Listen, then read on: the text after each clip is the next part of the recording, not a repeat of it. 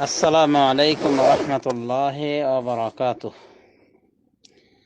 الحمد لله وحده والصلاة والسلام على من لا نبي بعده وعلى آله وصحبه أجمعين.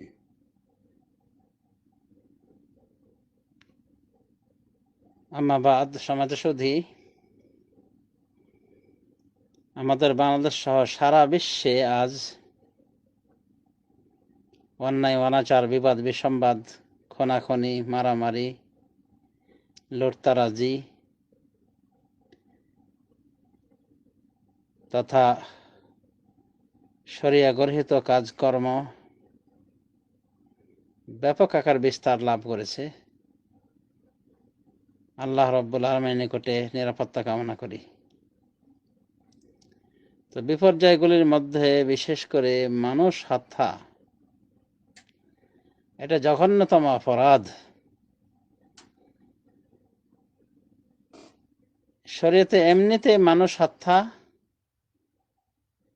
মহা অপরাধ গণ্য করা হয়েছে, যদিও মুসলিম না হোক না কেন। মহান রব্বুল আলামিন বলেন, মান কাতালা নাফসান বিগাইরি নাফসিন আও ফাসাদিন ফিল আরদি ফাকান্নামা কাতালান নাসা জামিআ। যে ব্যক্তি কোনো মানুষকে হত্যা করলো কোনো হত্যার বিনিময় ছাড়াই বা জমিনে ফাসাদ সৃষ্টি করা ছাড়াই, ফাকা আন্নামা কাতালান নাসা জামিআ, সে যেন সমস্ত মানুষকে হত্যা করলো।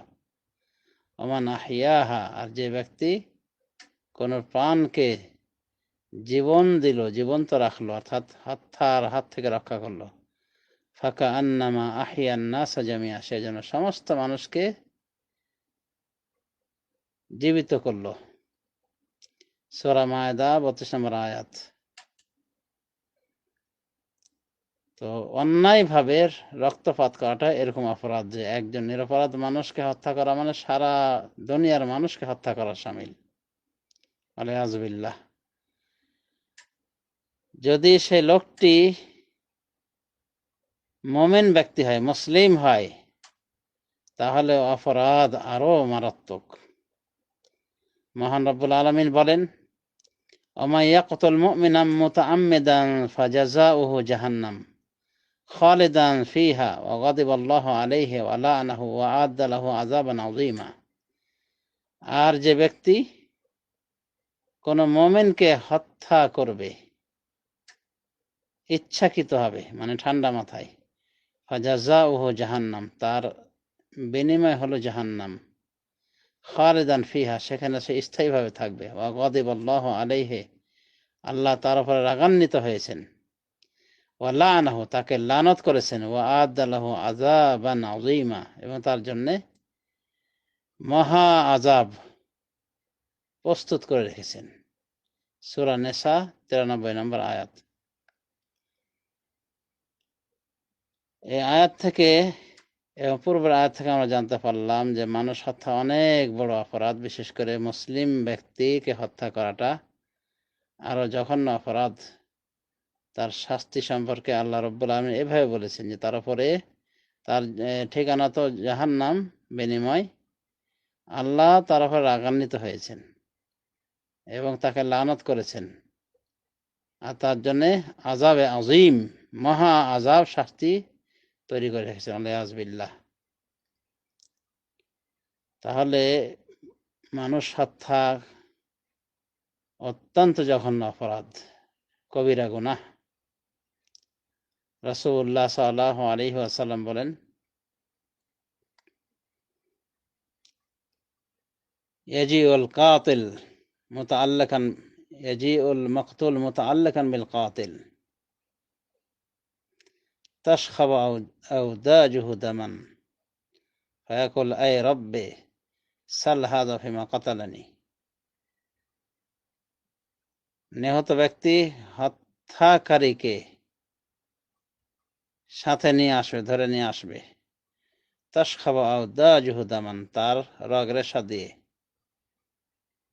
রক্ত ঝরবে, খুন ঝরবে। ফায়াকুল, অতঃপর বলবে, আয় রব, হে আমার প্রতিপালক, সাল হাজা ফিমা কাতালানি, জিজ্ঞাসা করুন একে কিসে কি কারণে সে আমাকে হত্যা করেছিল। সুনান নাসাই 3999 নম্বর হাদিস। তাহলে কত বড় অপরাধ। আরেক হাদিসে রাসূলুল্লাহ সাল্লাল্লাহু আলাইহি ওয়াসাল্লাম বলেন, যদি জমিনবাসী এবং আসমানবাসী কোন নিরপরাধ ব্যক্তিকে হত্যা করার বিষয়ে একত্রিত হয়, তাহলে আল্লাহ রাব্বুল আলামিন তাদের সবাইকে উবুড় করে জাহান্নামে নিক্ষেপ করে দিবেন।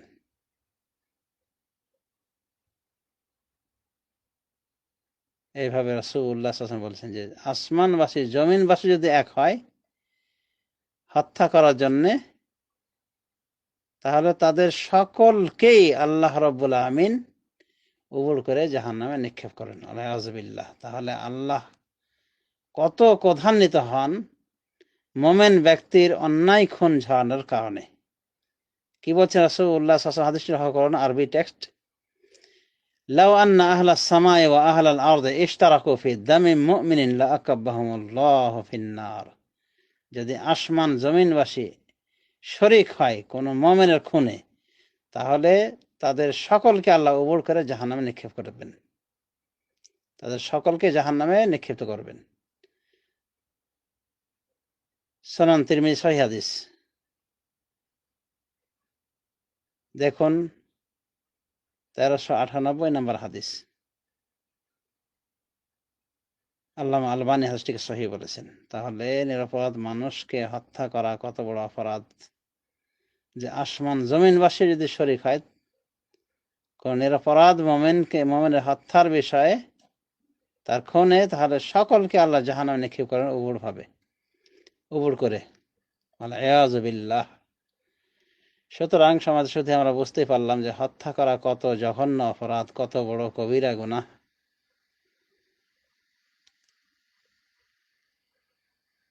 এই জন্যই রাসূলুল্লাহ সাল্লাল্লাহু আলাইহি ওয়াসাল্লাম আমাদেরকে সতর্ক করেছেন। তিনি বলেছেন, বুখারী শরীফ হাদিসে রয়েছে, আওয়ালা মা ইউকযা ফিন নাসি ফি দামাই, মানুষের ভিতরে সর্বপ্রথম খুনের বিচার হবে। সুতরাং এই অন্যায় অনাচার থেকে অবশ্যই প্রত্যেক মুসলিমের বিরত থাকা উচিত। যে মুসলিমের বিশ্বাস রয়েছে কোরআন এবং হাদিসে, আল্লাহ রাব্বুল আমিন বিভ্রান্তদেরকে হেদায়েত দান করুন, খনিদেরকে বোঝার তৌফিক দান করুন। এই খুনের দায়ভার কত জটিল, কত মারাত্মক। সমাজে শুধু যদি কাউকে মাজলুম ভাবে হত্যা করা হয় বা আত্মরক্ষা করতে গিয়ে হত্যা হয়েছে, মানে তার জানমাল রক্ষা করতে গিয়ে হত্যা হয়েছে বা আত্মসম্ভ্রম রক্ষা করতে হত্যা হয়েছে, নিহত হয়েছে, তাহলে এগুলি এক প্রকার শহীদে মরণ বলা হয়েছে রাসূলুল্লাহ সাল্লাল্লাহু আলাইহি ওয়াসাল্লামের বিশুদ্ধ হাদিসে। কিন্তু এর অর্থ এ নয় যে কেউ মারা গেলে মাজলুম অবস্থায় আমরা হুট করে বলে দেব যে শহীদ হয়েছে। শহীদ ট্যাগ লাগানো যাবে না, কারণ শহীদের অর্থই হলো তার জান্নাতের যেন আমরা শুভ সংবাদ দিয়ে দিলাম। এটা ঠিক নয়, এটা উচিত নয়, এটা নিষিদ্ধ। কে জান্নাতে কে জাহান্নামে আমরা যাই নিশ্চয়ই যাই না, আমরা কোরআন হাদিস অনুযায়ী চলবো। তো আমরা তাকেই কেবল শহীদ বলবো যাকে আল্লাহ রাব্বুল আলামিন শহীদ বলেছেন বা রাসূলুল্লাহ সাল্লাল্লাহু আলাইহি ওয়াসাল্লাম শহীদ আখ্যা দিয়েছেন। তাকে জান্নাতি বলবো নাম ধরে যাকে আল্লাহ বা তদীয় রাসূল জান্নাতের টাইটেল দিয়েছেন। এটাই হলো আহলাস সুন্নাহ ওয়াল জামাতের মানহাজ। হ্যাঁ, কিন্তু এরপরও যদি কোনো গুনাহগার ব্যক্তি মারা যায়, তাহলে আমরা আশঙ্কা করবো যে হয়তো তার ভবিষ্যৎ খারাপ হবে, মানে পরকালীন রেজাল্ট, কারণ সে গুনাহগার ছিল। কিন্তু নির্ধারিত করে বলতে পারবো না যে এই লোকটা জাহান্নামী, তবে আশঙ্কা করব। আর যে ভালো মানুষ, তার ক্ষেত্রে আমরা জান্নাতের আশাবাদী হব, এতটুকুই। কিন্তু জান্নাতের টাইটেল দেব না। এটা হলো আহলে সুন্নাহ ওয়াল জামাতের ফয়সালা। যে যে যত ভালো মানুষই হোক না কেন, আমরা জান্নাতের টাইটেল দিতে যাব না, তবে জান্নাতের আশাবাদী হব, জান্নাতের জন্য দোয়া করব, তার রহমত মাগফিরাতের জন্যে, তাকে যেন আল্লাহ রহমত করেন, মাগফিরাত করেন, এই জন্যে। কিন্তু নিশ্চিত আকারে জান্নাতি বলতে পারবো না, বা তাকে মাজলুম অবস্থায় মারা যাওয়ার কারণে তাকে শহীদ বলতে পারবো না, শহীদ বলে আখ্যা দিতে পারবো না, এটা আমাদের অধিকার নাই।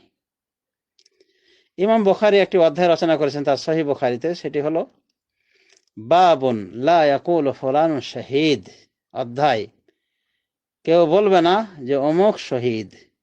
এরপরে ইমাম বুখারী বলেন ক্বালা আবু হুরায়রা, আবু হুরায়রা বলেছেন আনিন নবী সাল্লাল্লাহু আলাইহি ওয়াসাল্লাম, রাসূলুল্লাহ সাল্লাল্লাহু আলাইহি ওয়াসাল্লাম থেকে।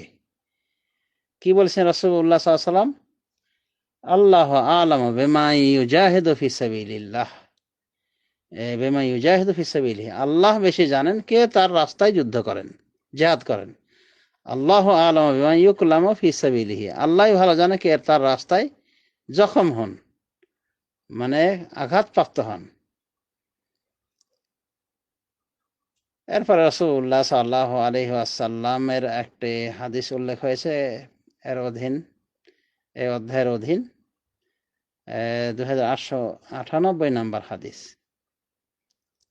সেখানে এক লোক যুদ্ধ করে অনেক মানে কৃতিত্বের পরিচয় দেয় কাফেরদেরকে, যেদিকে যায় কাফেরদের, কাফের কুলকে ধ্বংস করে, তাদেরকে হত্যা করে। তো সবাই তো আর অনেক প্রশংসা করে, কিন্তু রাসূলুল্লাহ সাল্লাল্লাহু আলাইহি ওয়াসাল্লাম বলেছিলেন যে লোকটি জাহান্নামী, আমা ইন্নাহু মিন আহলিন নার, সে জাহান্নামী লোক, জাহান্নামীদের একজন। তখন একজন তার পিছা নিয়েছিল, দেখা গিয়েছিল লাস্টে অধৈর্য হয়ে সে কি করেছিল, আত্মহত্যা করেছিল, লৌহ ফলক দিয়ে আঘাত করে আত্মহত্যা করেছিল। তো দেখা গেল বাহ্যিকভাবে সে মানে অনেক কাজ করলো, কিন্তু শেষ রেজাল্ট কি হলো, সে জাহান্নামের খড়ি হলো। কাজে যুদ্ধ করলে তাকে শহীদ বলে দেওয়া যাবে এরকম নয়। ইমাম বুখারী এই হাদিসটি, এই ঘটনা এনেছেন এই অধ্যায়ের অধীনে। আর তিনি কিভাবে অধ্যায় বেঁধেছেন বুঝতে পারলেন? বাবুন লা ইয়াকুলু ফুলানুন শাহীদ, অধ্যায় কেউ বলবে না যে অমুক শহীদ হয়ে গিয়েছে, তার মানে এটা নিষিদ্ধ। লক্ষ্য করে দেখুন, মুসলিম শরীফে এখানে হাদিস যে রাসূলুল্লাহ সাল্লাল্লাহু আলাইহি ওয়াসাল্লামের সাহাবায়ে কেরাম খয়বরের যুদ্ধে ওই শহীদদের, খয়বর যুদ্ধে যারা শহীদ হয়েছিলেন তাদেরকে লক্ষ্য করে বলেন যে ফলান শহীদুন, ফলান শহীদ, অমুক শহীদ, অমুক শহীদ, এভাবে নাম ধরে বলেন। হাত্তা মাররু আলা রাজুলিন, এমনকি তারা একজন লোকের নিকট দিয়ে অতিক্রম করলো। ফাকালু ফলান শহীদ, এরপর তারা বলল যে অমুক লোকটি শহীদ। তখন রাসূলুল্লাহ সাল্লাল্লাহু আলাইহি ওয়াসাল্লাম বললেন কাল্লা ইন্নী রাআইতু ফিন নারি ফি বুরদাতিন গাল্লাহা ওয়া আবাআ, অসম্ভব, আমি তাকে দেখেছি জাহান্নামে একটি চাদরের কারণে যেটা সে চুরি করেছিল।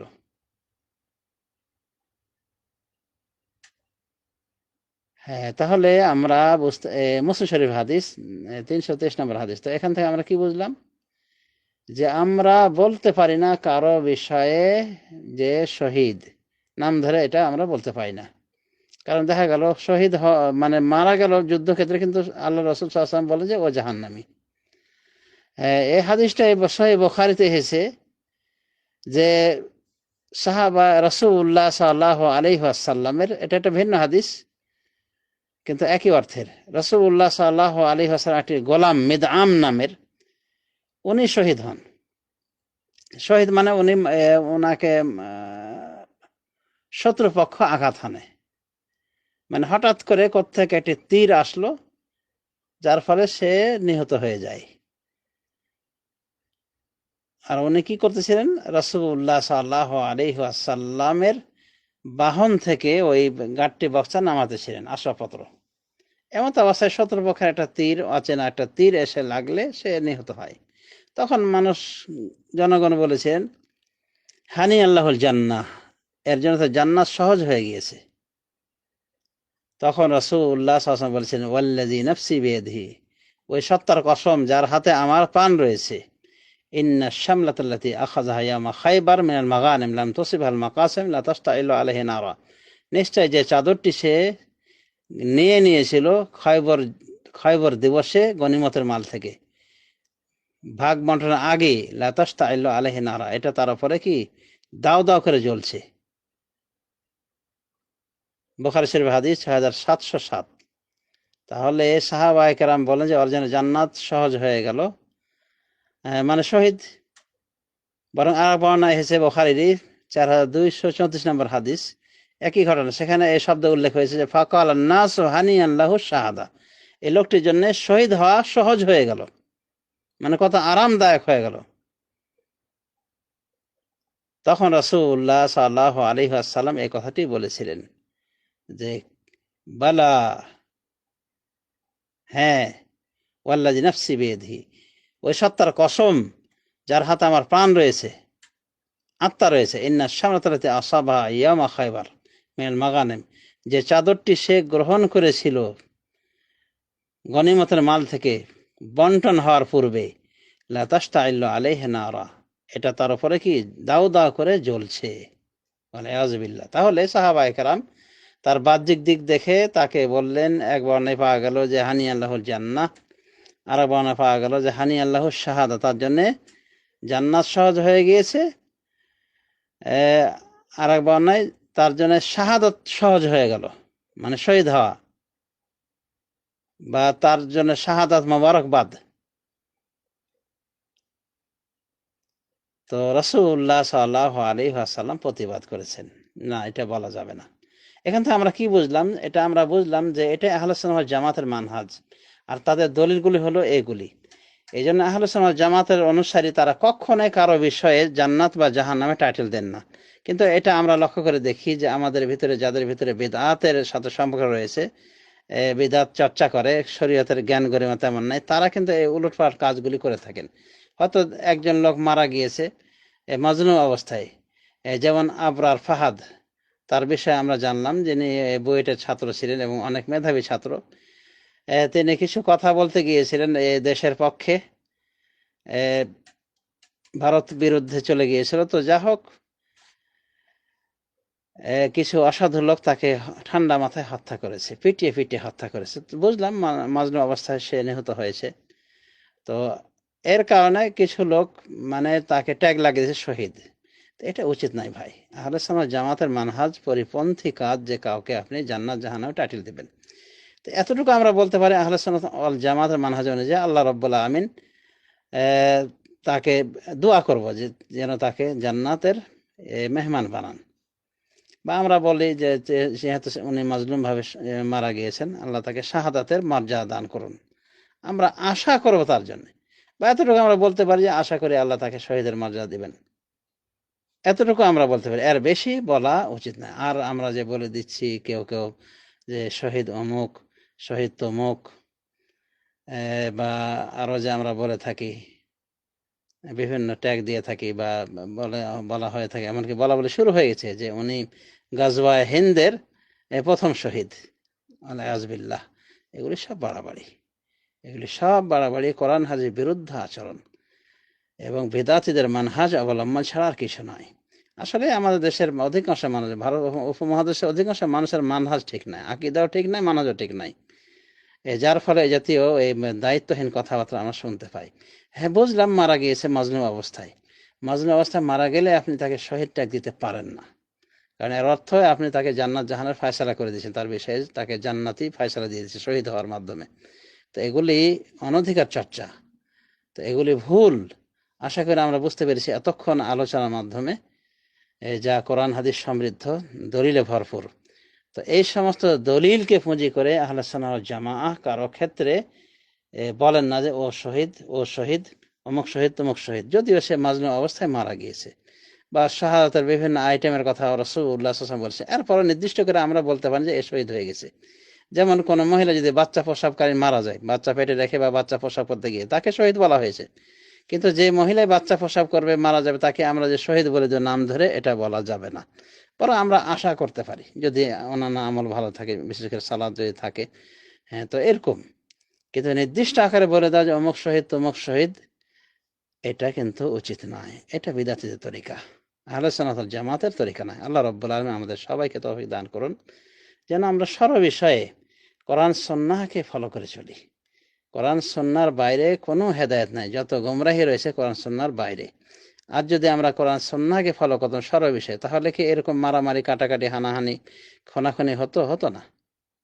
কারণ রাসূলুল্লাহ সাল্লাল্লাহু আলাইহি ওয়াসাল্লাম হত্যার বিষয়ে এত ভয়াবহ বাণী উচ্চারণ করেছেন, যেগুলি শুনলে গা শিহরে যায়, লোম উঠে খাড়া হয়ে যায়, চোখ কপালে উঠার উপক্রম। এরপরও ঠান্ডা মাথায় হত্যা করা হচ্ছে, পাটাপাটি, দলাদলি, খুনাখুনি করে। একদল আরেক দলকে দেখতে পাওয়া না, কাফেরের মতো আচরণ করছে, মনে হচ্ছে তার মানে ইহুদি খ্রিস্টান দুশ্মন, আলিয়াজবিল্লাহ। আর তাই তো এইভাবে খুনাখুনি হচ্ছে। তো যা হোক, আল্লাহ রাব্বুল আমিন আমাদের দেশের সরকারকে, জনগণকে কোরআন হাদিস ভিত্তিক আমলে তৌফিক দান করুন, এবং আমাদের সকলকে আল্লাহ রাব্বুল আমিন শান্তিতে, সুখ শান্তিতে, নিরাপত্তায় বসবাসে তৌফিক এনায়েত করুন, আমিন। ওয়াসাল্লাল্লাহু আলা নবিয়িনা মুহাম্মদ ওয়া আলা আলিহি ওয়া সাহবিহি আজমাইন। আসসালামু আলাইকুম ওয়া রাহমাতুল্লাহি ওয়া বারাকাতুহু।